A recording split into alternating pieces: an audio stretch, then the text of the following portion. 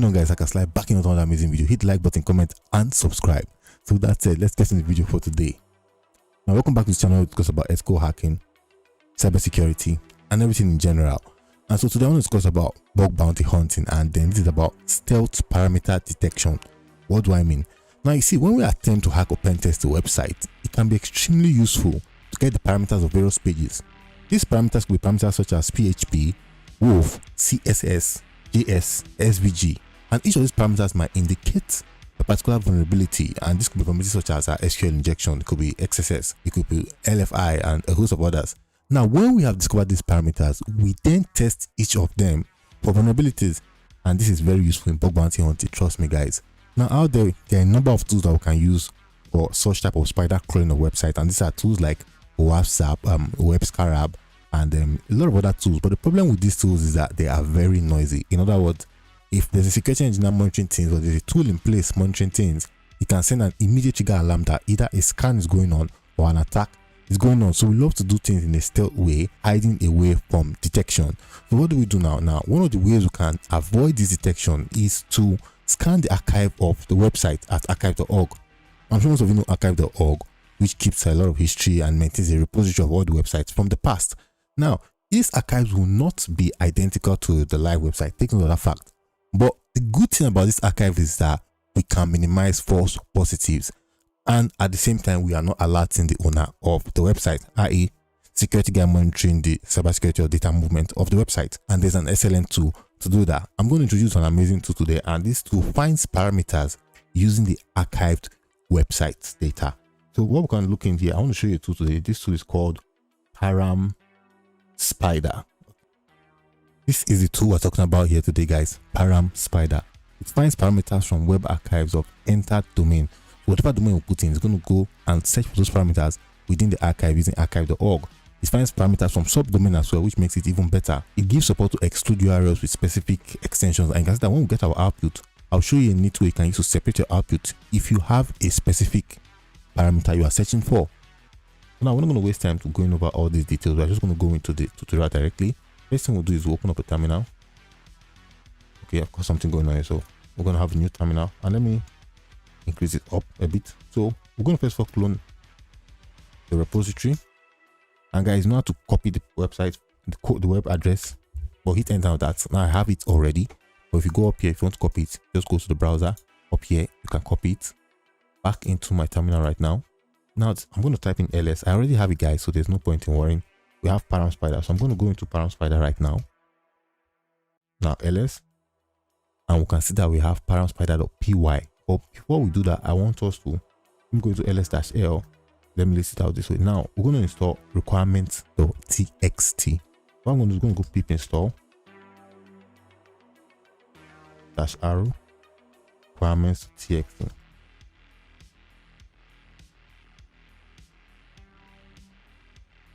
I already have all this done, so you can see that my own requirements are already satisfied. If you do yours, you will get your own certifications. So that certificate, Chardet, and IDNA, they would all be installed for you.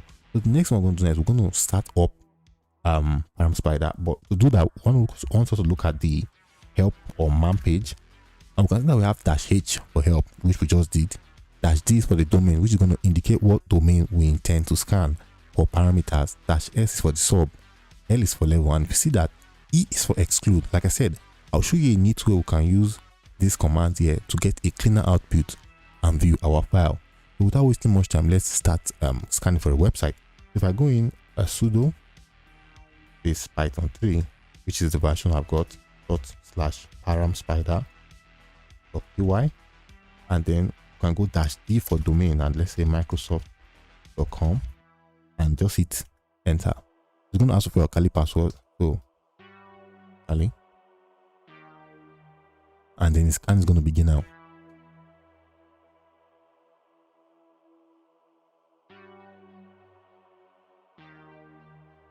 Right, guys, now you can see we're getting a lot of output from our scan of microsoft.com, and we can get our total execution within 33 seconds. The tool is that fast to gather all from the archive, and we can see that we have where our output is /microsoft.com. So if I type in more, this output /microsoft.com.txt, we can still have our output, and this is more 0%, which means we can keep going down to see a whole lot more of our output. But now this makes it look a bit messy if you ask me. So instead, I want to exclude let's say tools parameters like PHP or AXPX and JPG, but let's just see this is how you can go about getting that done. I'm going to put Control C right here, and now what I'm going to do, I'm going to put in sudo space python 3 dot slash param spider. Sorry, what the program I'm typing? Spider dot py /-d and then Microsoft.com. Now I'm going to put in -e, which stands for exclude.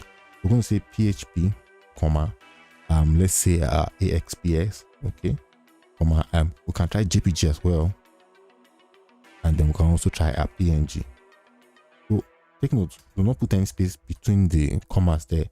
Enter on that, and then param spider, get the job done in no time. Now you can see since URLs containing these extensions will be excluded from the result, PHP, ASPX, and all we choose. Now this result has popped up, or is popping up in front of us, and can work with it, and it's dedicated or tailored to results as requested by you. There you have it, guys. Now one thing I'll tell you is that in web application hacking or bug bounty hunting, it can be very advantageous to find parameters, and they are often vulnerable to a particular type of attack. So when they are vulnerable to that particular type of attack, you can take your focus or zoom your focus in on those type of parameters. With a tool like Param Spider, we can list these URLs and then use them for testing at a later time without raising any alarm bells by or with or where the security engineers are. Now, it may not be perfect, but it can provide us with some insight into the potential vulnerabilities, as well as vulnerabilities that have been mitigated. So now, let's say if a type of vulnerability existed in one section of the site, it's very likely that that same type of vulnerability is existing in another site. So they might fix this one, but using this Param Spider to search for those parameters, you can find them and re-exploit them again. So Param Spider is valuable too, and it's a tool you should have in your hunters, hackers, bug bounty hunters toolbox. What the hell am I saying, guys? Well, basically, man, I know people are saying, Hacker Sly, this video is too soft, give us something hotter. Take time, calm down. We're still going through our whole YouTube crap, but don't worry, channel is back. Hit like button, drop your comments in the comment section, guys. I'll catch you again some other time. I am out.